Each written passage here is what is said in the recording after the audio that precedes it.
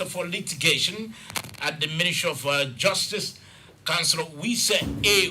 Wesseh. He's our guest here. He's about to pin for us government the prosecution performance. How has the prosecution been performing? Whether they've been losing a lot of cases, or whether they've been winning cases, whether things are difficult for prosecution, whether they don't have the manpower or they don't have the resources. We'll be hearing from him.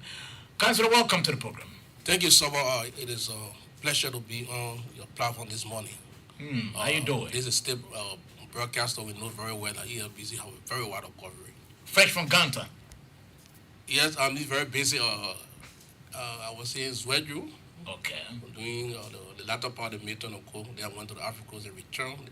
The following day I had to go run to Ganta for the cabinet retreat. Yes, I was in Ganta. Okay, Councillor, our interest here this morning, we really want to hear from you. First, give us an understanding as to how does the prosecution, the government's prosecution, how does it work? Let's try to get a clear understanding and education from you. Well, for the Ministry of Justice, have a mandate. The Ministry of Justice is there to ensure that peace and security reign throughout the length and breadth of this country. Also to ensure that individuals that have come in conflict with the law are brought before the court or competent jurisdiction, to ensure that people respect the rule of law, to ensure that at every state there's a hearing to the rule of law, and as people are being brought before the court, they are prosecuting the criminal justice chain. That is the police first how to investigate. Then we'll have the court and then the correction once they are found guilty. So the Ministry of Justice, they have 4 departments. Principally, we have the Department of Prosecution, where I've served as the principal assistant or deputy to the Solicitor General of Liberia. So we are there, understand, to ensure that peace and security reign through the length and breadth of the country. So when does the prosecution, when do you really get into action? Well, firstly, if anybody comes in conflict with the law, that person has to be brought at the police station, because that's the first chain of the criminal justice system. The police have to establish, investigate, and establish probable cause, and that person is sent to court. When it comes to the level of the police, we prosecution department work with the police to ensure that we have a coordination so that if that person is charged to court, if that action is indictable, we can easily do the indictment. So I mean, it's after the person is brought to court is when we come in as prosecutor to ensure that the person is sent to court.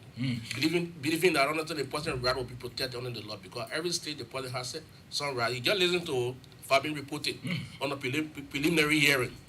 The guy was charged to court by the police after they had established probable cause. The guy lawyer said that they wanted to for the court to conduct what we call preliminary examination or hearing. That is the secondary right of the individual. So the court have to grant it.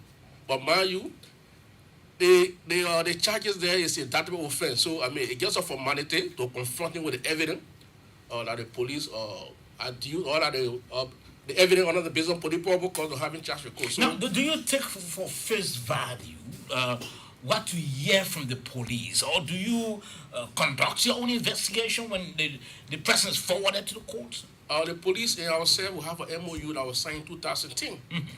It details how the police will conduct the investigation. It also details how the prosecution will get involved when it comes to the level investigation, and also the level of prosecution.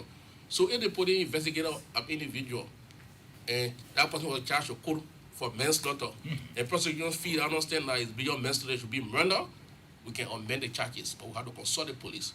So I mean, our intervention can be at the police station, or we wait for the file to come to order, we can decide what to do. But everything we do, if we decide to amend the charges, we will also consult with the police, because they are the investigator, and they will be the one coming to court to testify.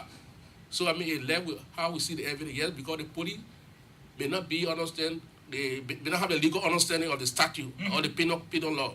So we always either look to ensure understand the police understand the various interpretation of the charges they want to place on an individual. So yeah, we have to work with the police, because without the police, they almost $1 billion more and no soup. Okay. Yes.